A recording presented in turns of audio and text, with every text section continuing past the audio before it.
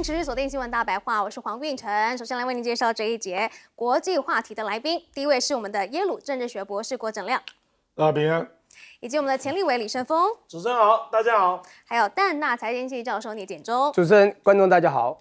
好，高市早苗的难题现在是只有美国能解了吗？我们来看到啊，他现在是极力争取要在3月的时候访问美国，就是想要抢在这个4月川习会之前。好，这个日本政府相关人士在24号透露了，说日方呢已经就首相高市早苗明年3月下半月首次访美会见川普总统的日程，向美方来询问了。好，不过呢，现在高市早苗竟然还是继续的在放话吗？这件事情登上了微博的热搜第1名哈。他放了什么话呢？他被问到啊，作为强化防卫力量的一环，是否可能引进核潜舰的时候，他说他不排除任何选项，将探讨所有有助于威慑力与应变能力的必要措施。这等于是高市早苗首次直接提及要引用核潜舰。好，不止这个核潜舰的部分啊，包括了安保3文件也有可能要去修改吗？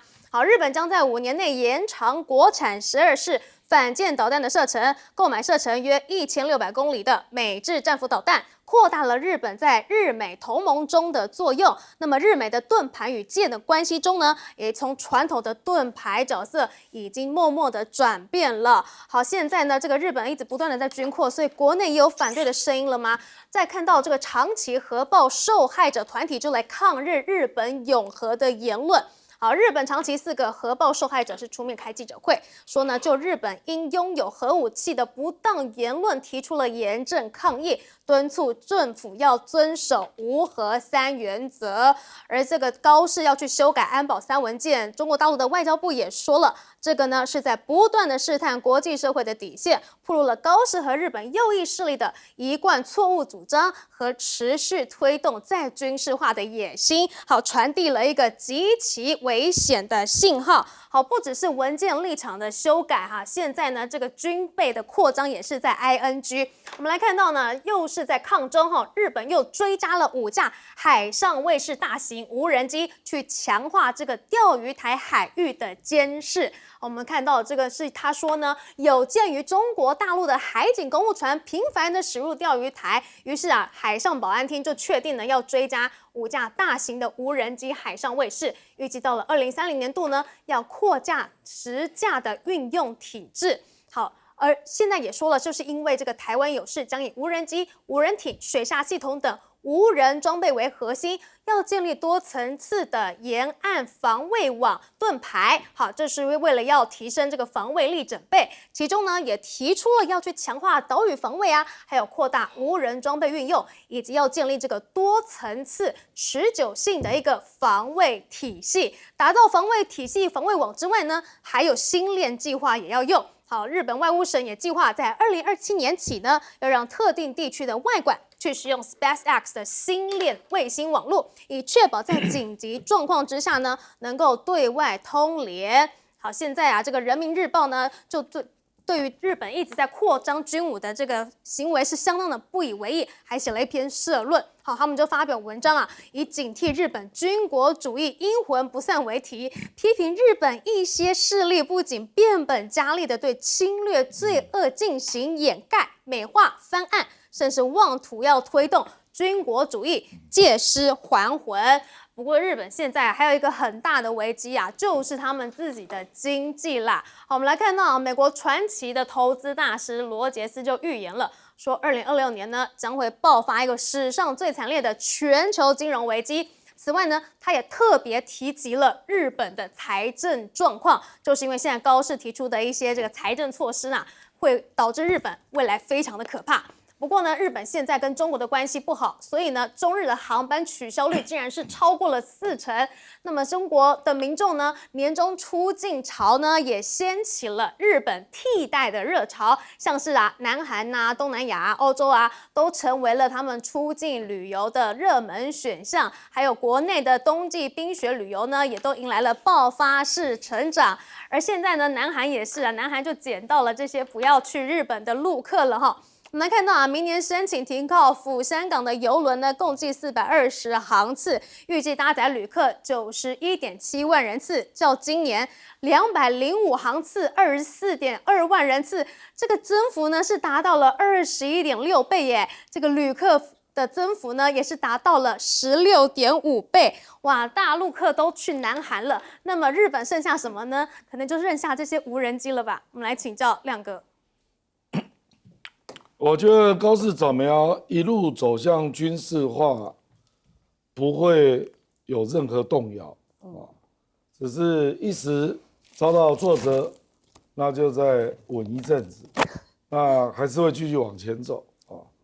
而且这个声音啊，我觉得蛮一致的，不是只有他本人，我觉得小泉进次郎更激进，而且这些极右翼的政治人物啊，发现这样搞政治之后，民调都会上升。所以高市早苗尽管讲话有点谨慎啊，其他人越讲越硬啊。比如说小泉进次郎，他就说那个有关那个雷达照射的事件啊，他就说没有必要，没有必要道歉啊，没有必要啊。还有我昨天看到小野田啊，他那个经济这个。好像叫经济气化吧，反正啊，人家就问他说，中国制裁日本这么多经贸的措施啊，那日本怎么办？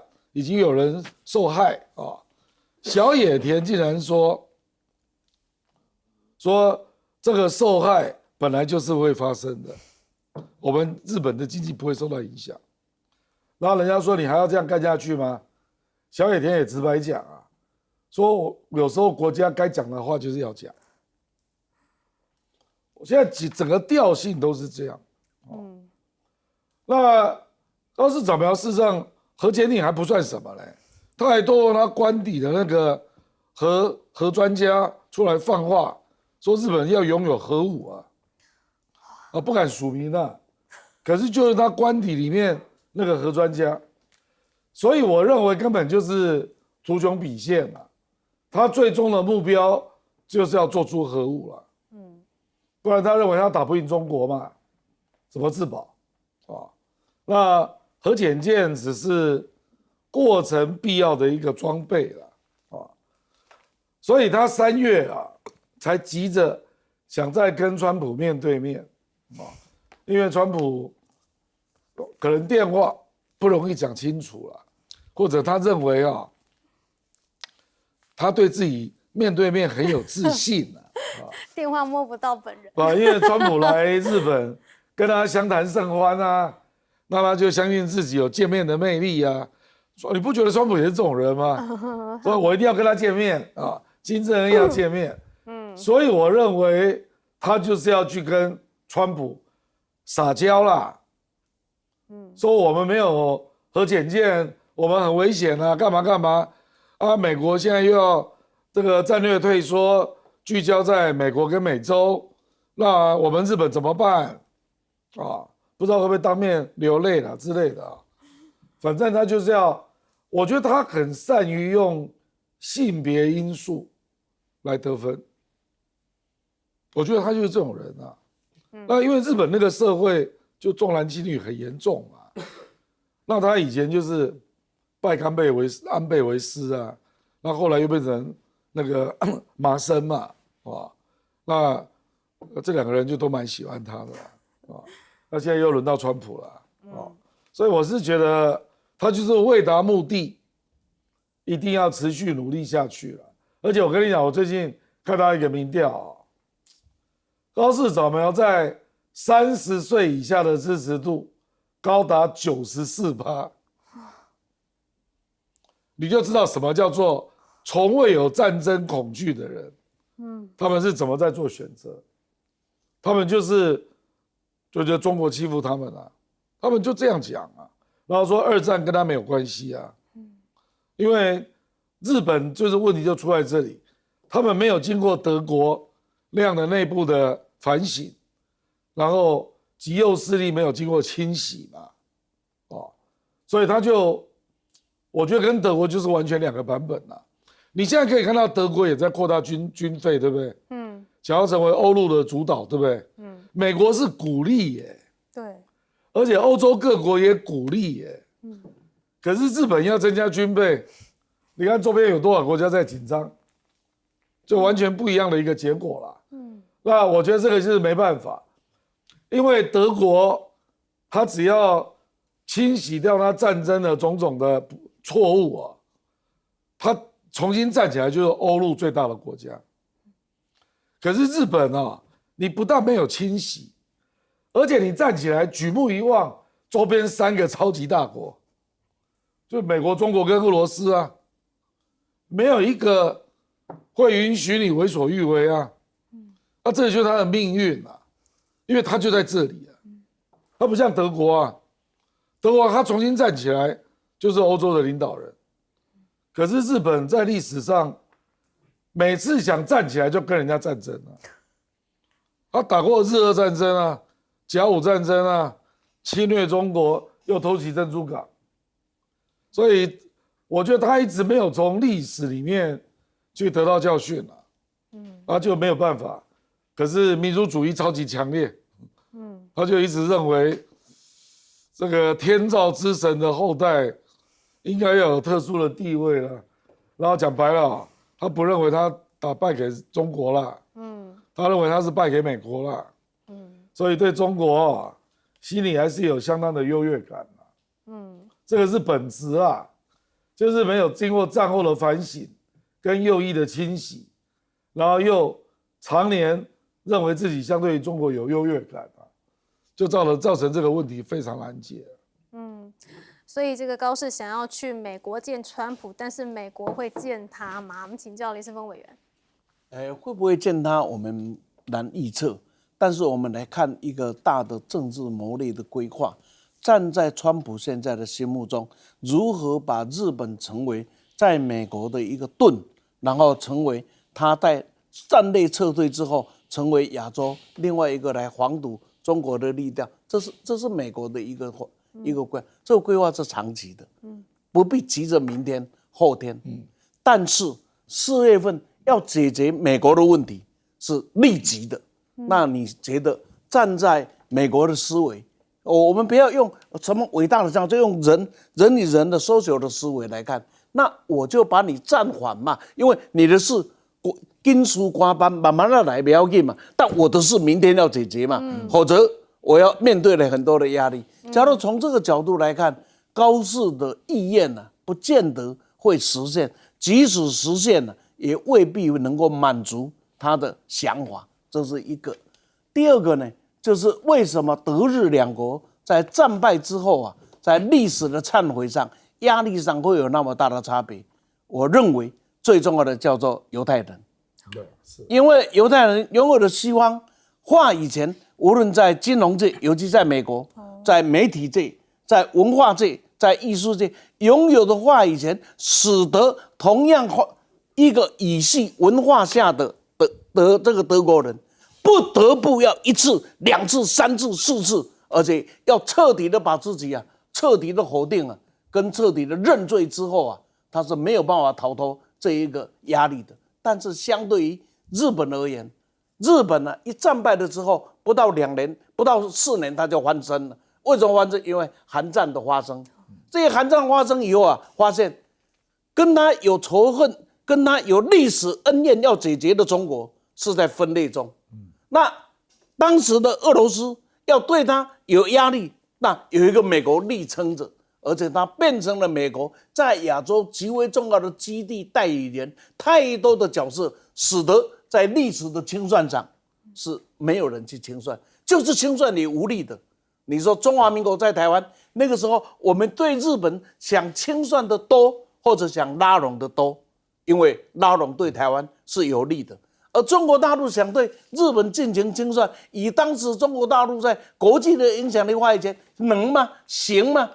以俄罗斯要进行的清算，那很抱歉18000里，而且2个不同的语系，2个不同的文化系统，日本就这样子让他挣脱了几十年，也就因此到现在为止，2次大战所遗留的问题，不论是对中国、对俄国、对韩国到现在还有东南亚这些国家，2次大战的遗绪至今未解。这是日本在这个问题上他必须面对的问题。或许他在民调上他可以赢到高点，就如大家常常讲，泽连斯基有90%的民调过啊，所以民调不是重要，重要的是他这样的一兴起有一个最大的问题，他满足了美国，但是他让谁紧张了？让韩国跟北韩紧张了，让中国紧张，让俄罗斯紧张了，所以他要防堵的不会是中国，他会带来的有4个会对他很大压力的国家。好，我们请教聂建中老师。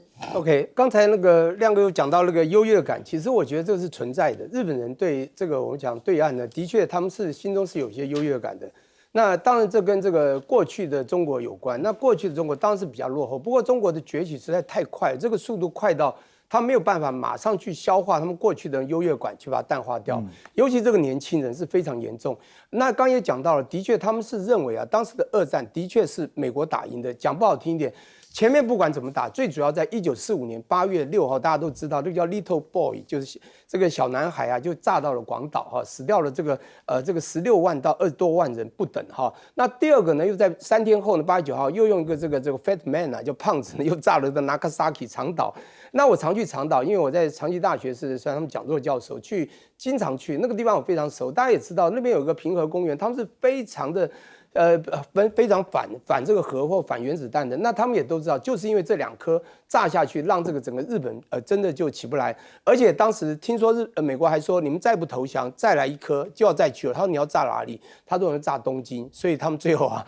这个天皇只好在8月15号宣告投降。好，这是过去式，那不多说。但是也就是战后呢，他们成了战败国。但不管从联合国宪等等的战败国，就是你必须被献武，献武你只能有防御性的这个武器，因此他们有 National Guard。好。防御性的这个国防力量啊，可是日本的资本才真的很厉害，它可以做到，你看80年代的这个电器汽车也好，它可以把它的这个真的是军事实力做到一定高位，胜过全球很多的攻击武器。可是对岸的中国真的崛起的太快啊！从这个10年前啊，如果我们讲说2003到2014的经济还有这个基建的崛起，到2015到2025的这个军事科技的崛起，让怎么样？让这个全球呢这个炸破了眼睛。那当然日本呢这时候呢可能在宏观这个视野还不够，那这个甚至历史的事实也搞不清的状况呢，他们认为啊，他们现在看到对岸崛起，他们想要把防御武器变成攻击武器，又刚好刚也提到，因为现在的年轻人对这个高市长要上来，尤其他所走的路线非常备受支持，原因很简单，因为现在全球都已经看出来了，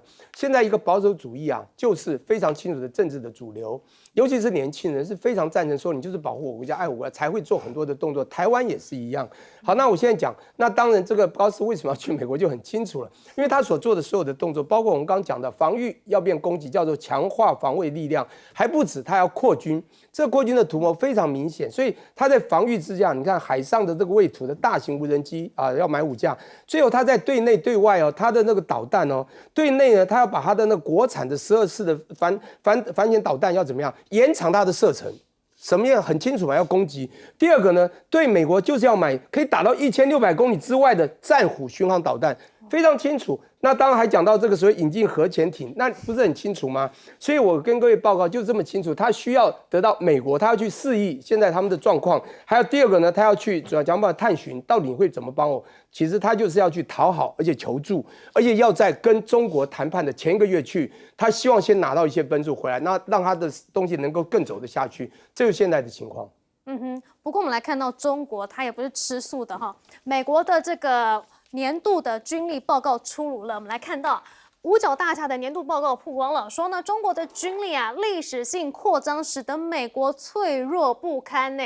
好，这是一份五角大厦的报告，指出中国在航空母舰、第6代战机以及核武库方面的发展呢，显示北京的军事力量出现了历史性的增长，并使得美国是越来越脆弱了。而且还写到了中国军力发展报告评估，中国计划要再建6艘航空母舰，到了2035年的时候呢，这个航舰的总数呢将达到9艘。而现在呢，这个福建舰的电磁弹射呢也是相当的厉害，哇，超近的画面也出现了。我们来看一下，这个是央视释出的画面哦。这个福建舰的电磁弹射近距离镜头，战机呢从静止到离舰只用2秒的时间呐，而着舰的时候呢，几乎是瞬间停住的。那种急停的效果被很多人形容是零针一样的干脆。好，不过呢，现在这个电磁弹射到底有多强啊？官媒就说了，电磁弹射最大的优点呢，就是能够在短距离内将飞机加速至起飞速度。那有电磁弹射技术的话呢，就可以飞得更远，而且也打得更狠了。至于美国怎么办呢？美国就只好紧盯这个极音速飞弹了。好，美国将投入35亿美元，大约是台币1104亿元，好，向4家航太大厂去采购72枚新一代的飞弹预警和追踪卫星，将组成绵密的太空监控网，具备引导拦截系统进行攻击的射控等级能力。不过我们来看到啊，美国现在这个洛克希德马丁的保障似乎也很落惨哈。之前才说了，他们的卖给美军的都相当的贵，结果现在竟然连在维修保养也表现不好吗？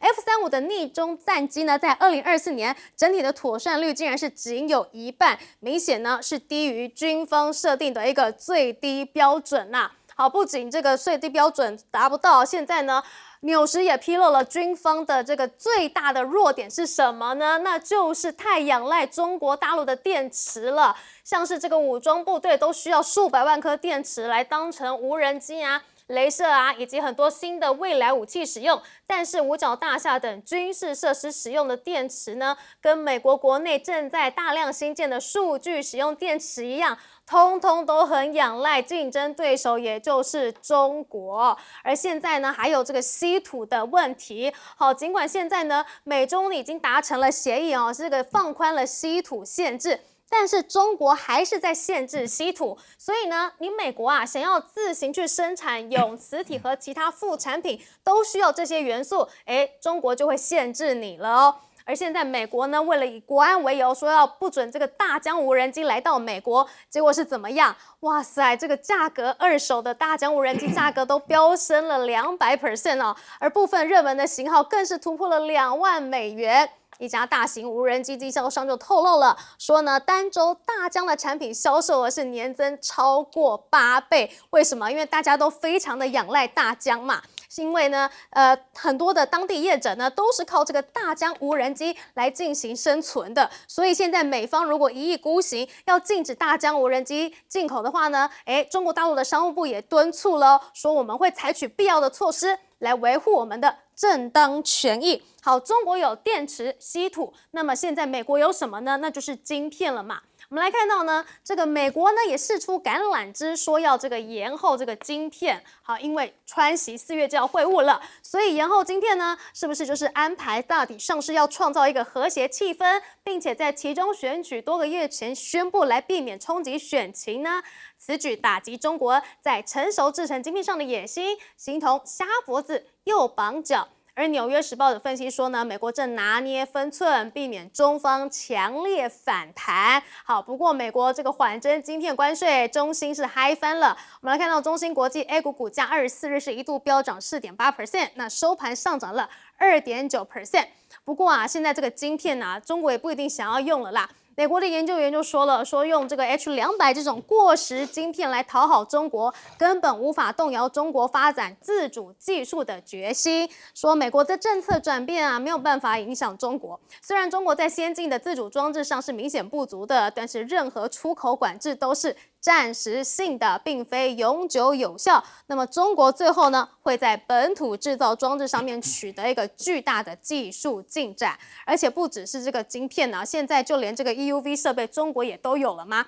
我们来看到中国大陆的 EUV 设备呢，技术虽然现在还是一个很大的瓶颈，但是目前正从这个干式蚀刻与物理器相乘机设备市场逐渐的崛起，代表厂呢像是北方华创啊，已经几乎涵盖了所有半导体制程的一个主要环节。所以可以看到啊，现在美中双方呢，其实在科技啊进步，还有这个晶片上面呢，都很想要跟对方彼此来脱钩。我们来请教亮哥。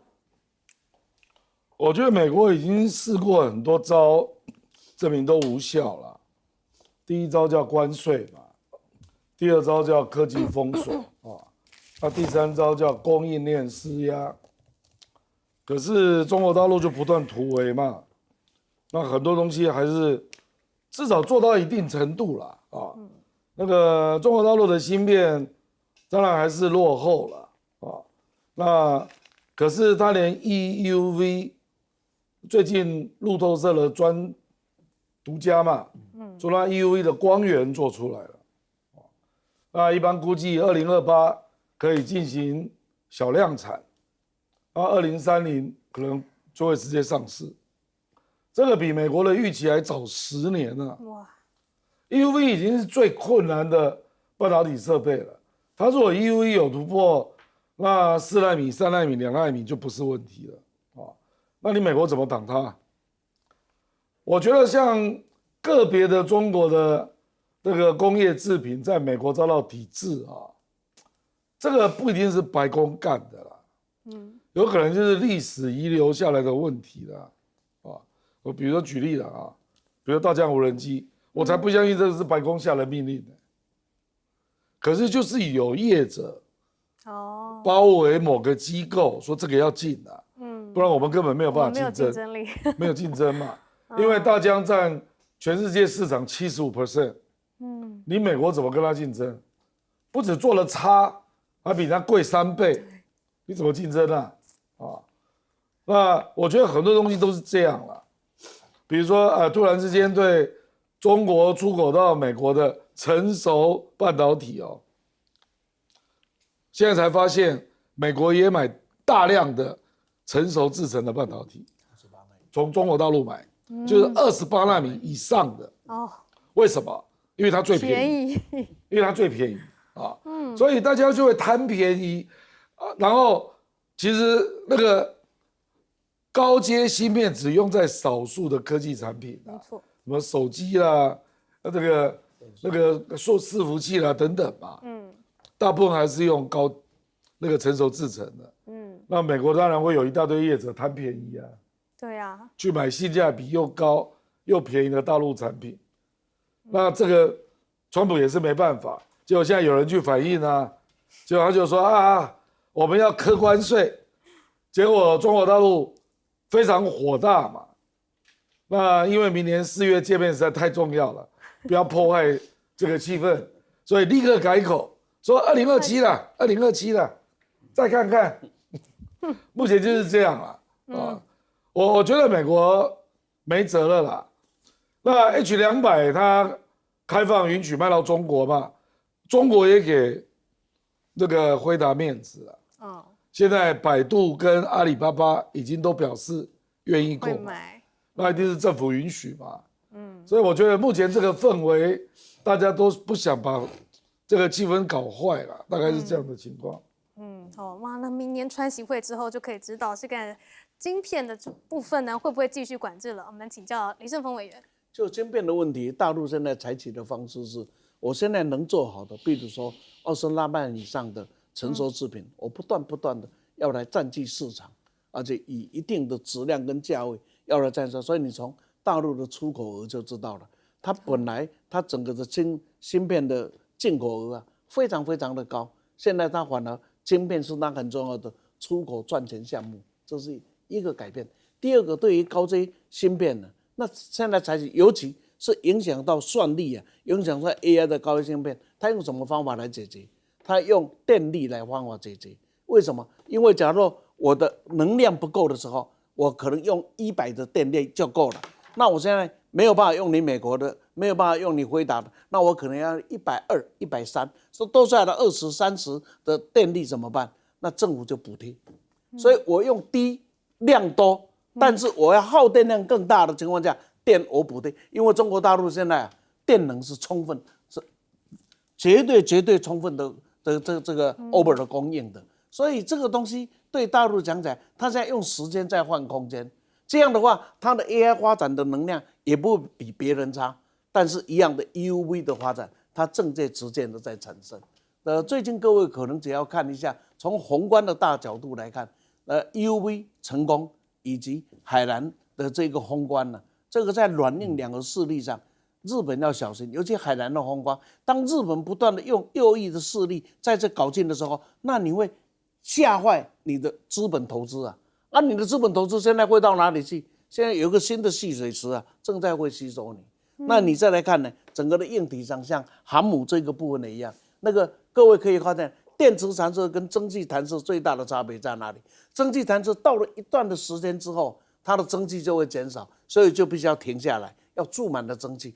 这对美国来讲，过去压力不大，为什么不大？等个10分钟、20分钟、半个钟头无所谓嘛，因为全世界没有人有这个能力，他挥那等20分钟。你还是只有等啊？为什么？因为我的力量是足够的嘛。但今天他碰到了一个叫这20分钟是要命的。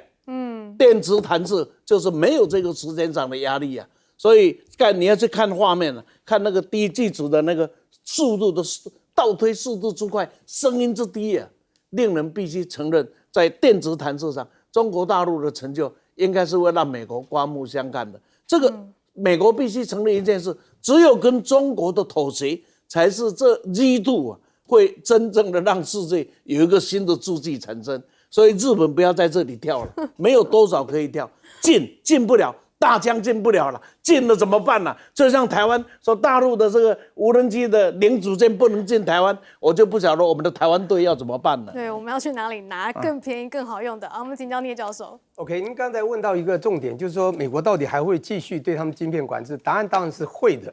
但重点不是会不会，而是能不能，他有没有实力能够进？他现在还是在进啊。讲不好听的 ，Blackwell 会给吗？那个数学家的名字，或者天文学家名字 Rubin Fat 会给吗？一个是史上他们现在号称最强的晶片，他不会给。第二个呢，是他可以有6种晶片结合在一起的这个 Rubin， 他也不会给。他现在给的 H200，虽然比去年底要开放，今年中已经进来，却被挡出去的那个 H20啊，虽然叫10倍，20到200，它算力是6倍。其实。他给了，为什么给？因为他后面有更强。重点是中国要不要？中国也要，也不要。因为中国呢有了它非常多已经可以比拟的，但是有一些比较先进的科技，它还是需要。这些有一些 AI 实验室还在模拟的，它当然需要。所以中国做一套叫严审，你进来，你告诉我你要多少的量，你到底要的理由是什么？审完之后呢，好，要我给你看多少片。这样是中国一个非常聪明的做法，就是说我们能不拿就不拿，能用自己就用自己，但是我们还是要继续向前，所以我们还是需要。我先把这个所谓的晶片分3级了，大家都知道嘛。好，刚刚也讲到28奈米，或者说14奈米之后哈，都是从一般的成熟制程，全世界没有一个比中国能够比的，它的量又大，成本又低。第二，而且品质也比较好。我想3样的 quantity quality 啊，而且 cost 的低，另外 quantity quality 都很好。第二个呢，叫做一般我们先讲先进制程，3奈米以下我们叫先进制程，好了，现在到1点多奈米的很多嘛，都在一直做。当然台积电一枝独秀了，全世界都要去做这样的研发。还有当良率要够好。第二个就是说，好，我们从5到14大概就中间，这个中国也不断突破，从中芯半导体等等都在做，华为都在做。但是呢，有很多的手机都已经建制进去了，也就是他们良率也做到不错。中国在这基本上也要成为世界第一了。现在是先进制程，真的美国还在卡，但这个东西入死水手，未来不知道。我最后讲一个禁的问题，很奇怪。我之前讲说禁和进口和禁止，禁止是傻瓜的行为，进口才是聪明嘛。我刚刚讲到价、量以及值嘛，这3样东西，中国已经做到了全球第一。全世界还是在需求啊，这么需求无人机，讲不好你消防也需求啊，洒水啊，监视也需求啊，甚至人家地售有没有快递也要做空中接送，中国都在做了。还有呢，农民啊，讲不好听也需要他来撒农药，这么的需求，如果你禁止了，他们是不是一定贵？不管是不是企业界，我觉得他们会讲到国安，他一旦遇到国安，这个国家的未来的经济一定出问题，因为美国现在缺什么？缺2样东西，第一个缺钱。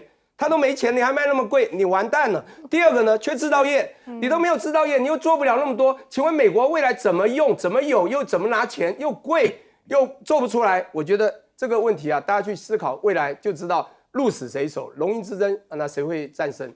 没错，美国真的是缺很大，缺钱，而且还缺工。好，我们来看到啊，美国今年的圣诞节真的是不好过了，因为他们有一个很暴走的总统嘛。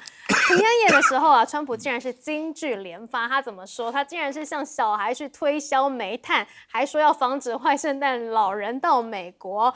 好，这个川普24日平安夜的时候呢，参与了北美防空司令部1年1度的追踪圣诞老人儿童专线活动，还亲自去接多名孩子的来电。但他语出惊人，竟然是向孩童推销干净又美丽的煤炭，还表示美国正在防止坏圣诞老人潜入家中。好，真的川普真的什么都敢说，跟小朋友讲话也很敢说。不过我们来看到今年的圣诞啊，好多美国人都是刷卡去过节的。好，美国在线的贷款平台调查显示，约有37% 的美国人因为耶诞购物而背负了信用卡债。好，平均每个人呢是负债1223美元，大约是3.8万台币。啊，有小孩的家庭压力更重了，平均债务的金额是1324美元，也就是新台币4.1万。那有63% 的贷款人需要预计3个月或者是更长的时间才能够还清债务。而今年的卡债族啊，还有40%的人连去年的钱都还没有还完呢。好，就是因为现在这个东西越来越贵，他们也买不起，只好去刷卡，导致于怎么样？很多的二手商品在这一次的年终送礼都窜红了，像是呢很多的消费者为了要控制预算，去选购这种二手的珠宝啊、玩具车等等的礼物。好，另外我们来看到啊，现在的美国经济真的很不好。现在有出现一个叫做美国斩杀线的东西，这有多恐怖呢？也就是说，你一旦失业的话，几乎就是等于死亡倒数计时了。好，根据美联储2025年最新发布的美国家庭经济福祉报告，仍有约7%的美国人表示啊，他们无法用现金或者是立即能动用的储蓄支付一笔400美元的突发支出，400美元都出不起。好，我们来看到啊。即便你之前呢是年薪45万美元的设计师，半年呢竟然也可以去变流浪汉。这个是西雅图的一名城市设计师啊，他之前年薪是45万美元，听起来是一个人生赢家，但实际上呢，他每个月都要付1.2万美元的房贷，还有3000美元的车贷，还有1500美元的保险。那么工资一到账啊，就几乎被这些房贷啊给瓜分干净了。结果他在一场裁员之中呢，他的房子断供之后被拍卖了，结果他又还生病了，急诊就花了他6万美元。那医保只报了1.2万，其他全部都要自己去花他的信用，结果就破产了。从精英到流浪汉，竟然只花了一个半年的时间内，等于就是你一失业啊，就跟死亡相当的接近了哈。不过呢，现在最可怕的是什么呢？哇，还有他的这个川普关税了。我们来看到啊，因为这个关税加上这个干预联准会惹议，结果美元的年跌9.8%，预计会创2017年以来最惨。美元指数呢是跌至2个半月的低点97.767，那今年预计下跌9.8%。如果今年底前继续走弱，跌幅有机会创下2003年以来最大。好，美元跌不一定惨，但是啊，你关税导致通膨，那就真的很可怕了。就有航运界的产业人士说呢，如果2025年被形容是关税之年，那么2026年恐怕就是关税后果之年。好，白宫官员也坦言了，在大规模退税行政上面是极具挑战的，而赌盘市场呢，目前是压住啊这个川普关税败诉的几率大约是75%，也就是意味着呢，美国政府可能必须要找其他的法律途径来继续去施压贸易伙伴了，因为你这个关税就是违法了，你就不能继续收了。不过现在也来看到呢，川普呢也去对移民来进行开刀了吗？好，美国国土安全部透露，透过粉专宣布呢，将在节庆期间来提高这个自愿离境的奖励啊。如果非法移民愿意透过 App 自首和完成离境，就能够获得一笔3000美元的奖金，大约是新台币9.4万美元。而且来看到啊，他们甚至呢是穿上了这个圣诞老人服，这是一个 AI 短片，去警告说移民，耶诞老人不会因为耶诞节就休假而停止搜捕哈，你最好是自首，还可以获得钱。而另外来看到啊，就是因为现在移民现在人数太多了，竟然是被当成了包裹快递吗？好，他们呢是先将移民登记，并且安置在处理据点数周之后，再集中转送至大型仓库改装的收容所来等待遣返出境。那目前他们是规划了7座仓库改建的大型收容所，大概呢是可以收容5000到1万人，简直就是这个物流化移民啊。不过我们来看到这个年呐，哇塞，美国真的是不太好过了吗？我们来请教亮哥。这个昨天我才听到意大利那个总理 Meloni 啊，他出来讲说今年不好过了，不过恭喜大家，明年更难过。Meloni 啊，人家说你是在开玩笑还是怎样？我觉得他讲真话。我就想明年还有的看。因为今年好歹股市不断的涨，有些人从股市拿到零用钱啊，那明年就不是这样的啦啊，你还能有多少涨幅啊？那美国的国债也涨到38兆，还在累积，它平均一年的财政的赤字是1兆5千亿，甚至超过接近2兆，所以一直在累积啦。这个到了一个点上，一定会反映为债券价格要下跌啦，或者是这个美元指数要下跌啦，等等啊。你刚刚讲到目前为止，美元指数才下跌9.8%，还很好啦，因为本来是106现在是97啊，还很好啦明年不知道会不会跌破90啊，大家整着看吧。反正我现在只要拿到美元，我立刻换成别的币种不管了。我觉得美国这个状况其实广义讲叫做分配不均的成长啊，它仍然在成长，它今年的成长大概有2.4还不错明年一般估计只有1.8今年还有2.4左右可是它是一个高度贫富悬殊的成长所以坦白讲，有很多人因为 AI 到处应用。我跟你讲，因为我6月我去美国我去参观矽谷那个城市研究员他就跟我讲，说现在一个人要做3个人的工作，为什么呢？因为有 AI， 所以有一些工作被裁掉了，你一个人 handle 就可以了。所以他说就不过1年的时间，我就变成这样。我一个人要做3个人的工作，那我在矽谷问一些大学即将毕业的电脑系的学生最难找工作，对他们都被 AI 取代。刚好倒过来，因为你电脑系刚毕业，你会的东西 AI 都会啊，因为你要累积经验啊，那你才会赢过 AI 啊。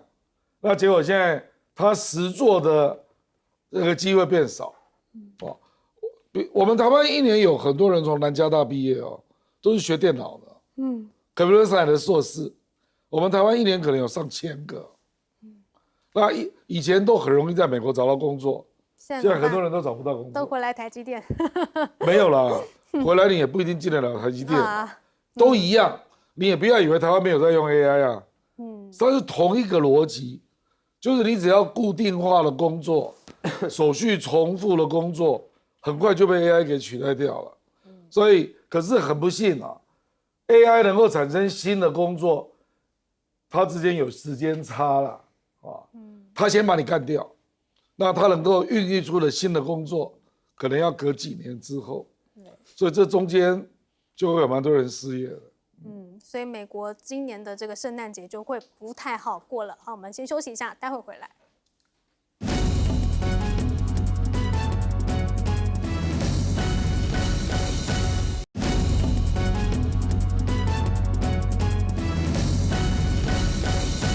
美国的斩杀线多恐怖？我们来请教李胜峰委员。这个斩杀线是最近很流行的一个名词而且是本来是在电动玩具的，这游戏的一个斩杀线。他就说，哎呀，到了这个阶段了，那你剩下的水量有多少，可以活下多少。所以一开始看，到社会科学来的时候，社会经济，问一下这什么玩意儿？事实上，我用一个概念跟大家交换一下。所谓的斩杀线，就是生死存亡的关键点。过了这一点，你就活不下去了没有过这一点，你还可以苟存下来，这是关键。我想这样就很容易了解。那资本主义的社会里面呢，这个斩杀线，政府是不兜底的，你自己要负责。所以你看，像在台湾里面，我们要缴劳保。劳保到了又有晚年年金，有什么点点都自己，就政府有一定的规范，在那里保障了你的生活。那在西方这个社会里面，它不一样，你的养老金多少，那你自己存嘛，那你存的利率我有不一样，你只要不领出来，你是不必有利息的啊，政府不会扣你的这个什么，扣你的税金的，所以你存得多，将来你就用得多嘛。那你存得多，你的生活就要下降得多嘛。那我要生活得好，那我未来我不管，那我这个就存多少，那我将来就来多少。所以呢，在西方的社会里面，这个斩杀线是个人自己来决定的。那么像在东方的国家，尤其像社会主义比较浓厚的中国大陆，像台湾呢，某种程度也有社会主义很浓的背景在这里面的。这个斩杀政府某种程度会给你兜底，就是说，那你最起码你年金可以领多少啊？什么可以领多少？这有一个，那在西方尤其资本主义的时候是不兜这个底的，所以你就会发现出现这一个年薪45万美金的工程师。你看，扣掉他这个题目上所写的，他的房贷、他的车贷、他的保险，这样下来每个月他大概还有2万美金、2万美元的生活。2万美元合台币60万，在生活台湾人讲，他60万怎么什么工作半年不到就会变成乞丐的呢？因为他的概念里，他没有储存了，他没有储存点，就刚才我讲的，而且出了问题，这个社会是不兜底的。最多的兜底就是花个15件给你去过个那样的一个日子，所以这就是在整个中西方里面不一样的政治哲学，也产生不一样的政治制度啊。谁好谁坏，不要轻易去评价，谁成谁败才是唯一的标准。理论上说哪一个比较好，哪一个比较好不是重点，重点是成与败，人民的感受的生死存亡线呢，是不是有没有安全感？这个才是最重要的一个衡量点。好，我们先休息一下，待会回来。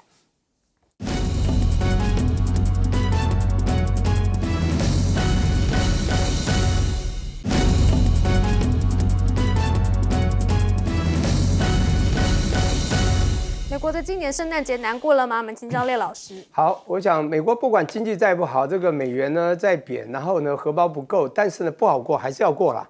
那我们都知道，从这个 Thanksgiving 这个一直到是圣诞节，甚至到年末，这是美国最丰富精彩的一段时间。请问他们要不要过？当然要过啊，那么难得。而我在美国呢，待10年里面，前5年呢，披了散装货柜就在卖什么？卖圣诞树、圣诞灯那些单灯节彩东西。一到这个时间，到处卖啊，在纽约这个印度安在卖，尤其到跳蚤市场，你知道美国人的钱，我当时就觉得很好赚。为什么呢？美国人有个特色，重消费，刚刚有讲到，而且还有一个特色叫做提前消费 （pay advance）。他们先做，所以他会那没钱呢靠政府补助，有钱的呢负债刷卡。我跟你讲，这是非常明显。那我们讲储蓄率，你知道美国就是一种我们财富管理叫做蟋蟀族的人，早上唱歌吃得饱饱，晚上就饿死了，这叫朝四暮三。其实我觉得他们是朝五暮二，你知道吗？其他国家可能朝三暮四，像台湾就是，我们的对岸也是。所以我们用这个储蓄率来讲好了，你知道美国储蓄率很可怕，像70年，他们储蓄率是平均是8点多，8.4多。你知道从1950多到2025，你知道在2020年4月冲到了31点多%，为什么？2020年的3月4次熔断，突然吓死人的熔断，马上把它降到0到0.25利率，还记得吗？隔月都不吃东西了，为什么？原因很简单，忧患意识产生了，人一定要苦难教育、饥饿教育，你知道吗？可是你知道，今年美国的储蓄率平均是7月只有1点多%，又开始乱消费，经济都不好啊，因为他也没有钱，所以他没办法储，你知道？今年7月吗？我们看我们或对岸，你知道平均多少吗？都在50%左右，储蓄率saving rate。储蓄率太高对国家也不好，但是你知道一个国家如果经济不好，荷包不够，他也没办法储蓄。美国现在碰到这个问题，就是你又要花钱，然后经济又不好，怎么办？储蓄率不够，所以呢，你今年圣诞节但还是要过嘛，但没办法。7月有没有可能是因为他们关税要来了，所以